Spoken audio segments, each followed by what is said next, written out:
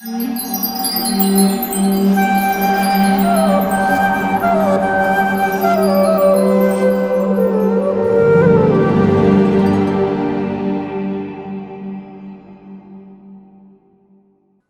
the power of the mind.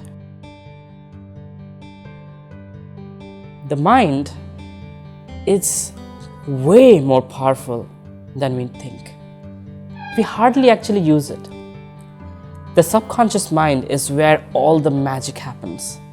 The aspirations, the desires, the thoughts, the fears, things that boost us and things that put us down, is all happening right here. It's a mentality that defines almost 90% of the outcomes of our actions and behaviors. So understanding the mind is extremely helpful in really bringing out our true potential. In the Bhagavad Gita, Krishna says that an unconquered mind can be our worst enemy, and a conquered mind is our best friend. What does it mean to conquer the mind? It's like when you're driving at 140 kilometers an hour through a highway. Are you driving the car or the car driving you? Right? It sometimes takes away that control. So the mind, if it is not conquered, the desires and the aspirations that might or might not be in our favor, that might or might not be in line with our goals, can lead to outcomes that we might not want. For example, you're looking down from a 10-story building and the mind says, wouldn't it be nice to jump? The intelligence kicks in and says, hey, you know what, when you fell from the bed, it hurt. So don't try it. Be safe, don't jump. So the discriminating factor comes from intelligence. The mind just gives out what it desires. So conquering the mind is curbing it with proper intelligence backed by proper knowledge and proper value system.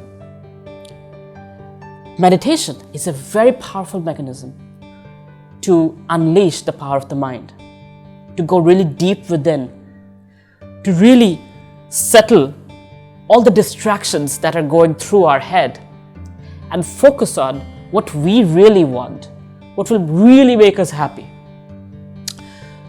Meditation is, for example, taking a magnifying glass, taking the sun's rays and focusing it on paper. What do? You burn it. If you take the mind's energy and really focus on a few things that really matter and get rid of the distractions, the things that take away our time and energy and before we know the day is over, makes us unproductive. That little difference in the control to the degree you have over the mind makes you more successful than people around you. Because everybody else is distracted. Think about it. You're dating someone, right? Let's say you're a guy and there's a girl opposite to you. And what happens when somebody walks by? The head immediately turns, you check the person out, and you look back. Does she like it? Most girls don't. What does that make you look like? That he's not giving me full attention. Upsets her, right? It's natural. It's obvious. That's what distractions do. It takes away our attention from what is important. We are not designed to be multitasking. So unleashing the power of the mind is to understand how the mind works. It's like a child. Now, a child is constantly putting everything in the mouth, right? It knows the world by tasting it. Now, you tell the child, don't do anything. It's probably going to shout at it. It's going to be silent for a little bit, and it's going to keep doing what it was doing. Now, if you tell the child, okay, here is a boundary. You can do whatever you want within this, and these are the things you can play with, but you don't put them in the mouth. If you don't, I'll give you some reward, right? Instantly, you see the child being obedient. That's how the mind works. The mind wants to be distracted. It wants to, be playful. It's doing this, it's doing that.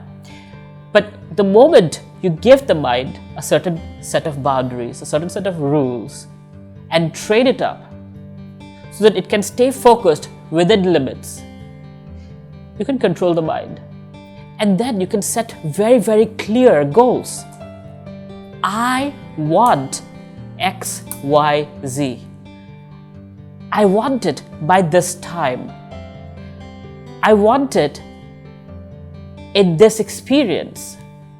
When you have these clear ideas, the brain is wired to see things that you would have missed out otherwise. Opportunities that you never knew existed pop up. Message and knowledge and inspirations and people that you ignored otherwise, you would notice because your mind has clarity of where it needs to go and who it needs to find. So that control over the mind, that control over keeping it away from distractions, really saves you a lot of time and gets you to your goal. Just like you buy an air ticket from Chicago to New York. You get on the flight, you get there. But if you just decide, okay, I'm going to travel west or I'm going to travel east, if you don't have a destination, you don't get anywhere. So similarly, we need to have clarity of goal. We need to where we are, what we are working with, what is our tool, the mind that we are working with, how does it function? And then create our destination progressively, one step at a time, day by day, every day. That discipline, that determination comes with a compelling vision. That compelling vision pulls us forward day by day, every day towards that goal. And it keeps us from being distracted by distractions that keep us from achieving our goal.